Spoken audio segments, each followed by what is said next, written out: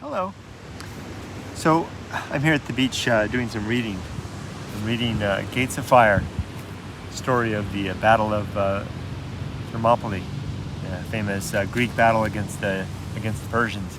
Really enjoying it. I'm reading a chapter right now. It deals with the a meeting of Egyptian and Spartan Greek soldiers. Egyptian Marines, that is. Excuse me, just my shorts. Anyway, this is an opportune moment to talk about one of my good life principles, which is a principle called that life will not go well. You see the woman there? She's walking there just under the oil rig out there right now. That's the mother, okay? And over here to my left is a father and a daughter. You can see them right there. Anyway, I don't want to be trespassing on the privacy of others, but they're helping to make a point. Hi Adriano. The point is the idea of life will not go well is that, and it's one of the principles of the Good Life Creed, is that for our best efforts, for our best intentions, things are going to happen that are going to mess up our ideas, mess up our hopes, and to be expecting that. So the reason that I'm pointing this out is, there they go. There you can see the seagull. Hold on, there goes the family right there. The father's in the lead, daughter in between, and the mother following, and the mother's carrying the big bag. And they're all frustrated. The father's looking back right now at their little site right there where the seagulls are already at. See, you can see over here. You see those little things? Here comes the lifeguard, and then there's a seagull already around their bags. So here's the thing. The family, there they go. The family's here at the beach, Huntington Beach. This is 17th Street. Not very picturesque right there. And I'm sitting here reading, and they're right over there next to me, and they've been having a nice time together. And they decided to go for a walk, to a family stroll down the beach. And as they started to leave, and you can see, look at the seagulls are already trying to peck away. See, there's one seagull that's pecking at their bags. And there's another one creeping up, and here comes the lifeguard going around. The seagulls had a different idea about how they were going to spend their afternoon. And they're barely even getting behind me. You can see the family right back there.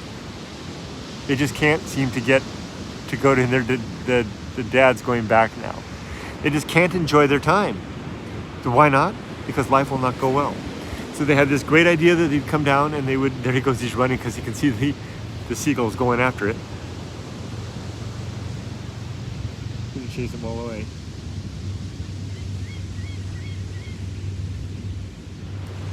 And so I won't be bothering them anymore. I won't intrude on their privacy. Anyway, the point is, they're not having a good time, and I feel for them. I'm sorry that that's the case. They can't go enjoy their walk, and it's resulted in the father getting very upset. The mother coming back. He went back. He told them to go ahead and go on and enjoy the beach, and then they said go come wait for you, and he went and tried to secure and everything, and you can see that the pelicans and the seagulls are all over everything. Anyway, and then it results in everybody being frustrated. I've been there as a father. You get your plans all set up, you want to go out and you can have a nice time with the family, and and it just doesn't work out the way you want it to work out, and life will not go well. So how would one handle this as a Stoic? Well, I guess there's two ways. You could handle it by forecast and by direct incident, dealing with the incident in the moment. By forecast, if you had the experience, again using the principle of wisdom and fortitude, you can see the dad gave up, and I guess that the wife and daughter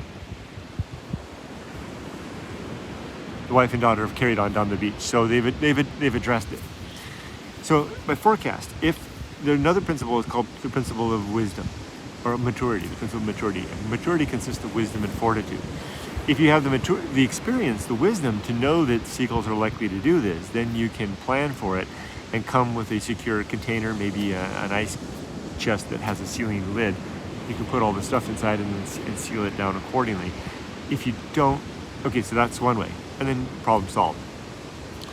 Then the second way to deal with it is in the moment, to see what's happening and to use apathy, Stoic apathy, to recognize that what is and what is not within our control. It is not within his control or the family's control, the fact that the seagulls are at the beach and that seagulls are going to do what they are going to do. No reason to get upset at that. We don't get upset at things that are indifferent. And what is indifferent? Indifference is our fortune, our reputation, and our health. And fortune could be the fortune, not just the money, but also the fortune of what happens in circumstance. So I think that the father's first intuition, which was to to send his family off, you go off and enjoy the beach. I'll stay here with the goods and keep them from the seagulls. That was the best intent, I think. And I think he was on it. And then of course they wanted to keep the family together to enjoy the day, so they didn't. And they finally wound up handling it. And there he is over there, kind of upset.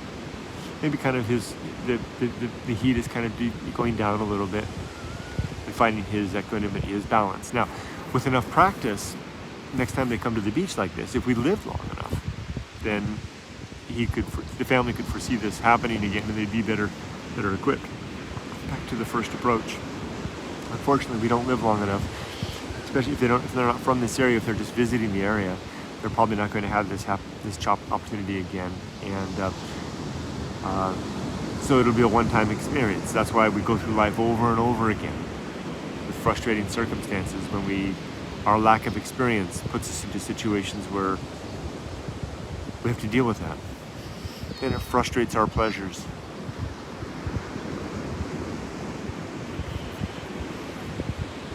So how could we arm ourselves at all times, brace ourselves against the things to which our lack of maturity, our lack of experience can't keep us equipped? Perhaps by being always at the ready, asking ourselves forever, what is the nature of a beach? What is the nature of a crowded amusement park? What is the nature of an automobile? To brake. Crowded amusement park is to be crowded, long wait.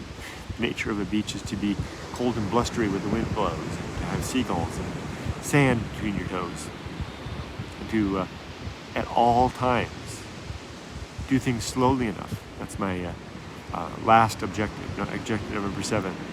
Just do one thing slowly. Do things slowly and deliberately enough so that we're not so overwhelmed with so many thoughts that we can't be thinking in the moment. And then to have ourselves always on the ready. I think that's good. The two principles come together. The principles of, a couple of principles there, and an objective. The objective of making good use of time, and the objective of doing one thing slowly, yield our better apprehension of what is #nature, so that we can use #temperance to manage our emotions and weigh them in the balance of #maturity to live a better life. I like that. Okay, I saw a couple of questions. Let's see.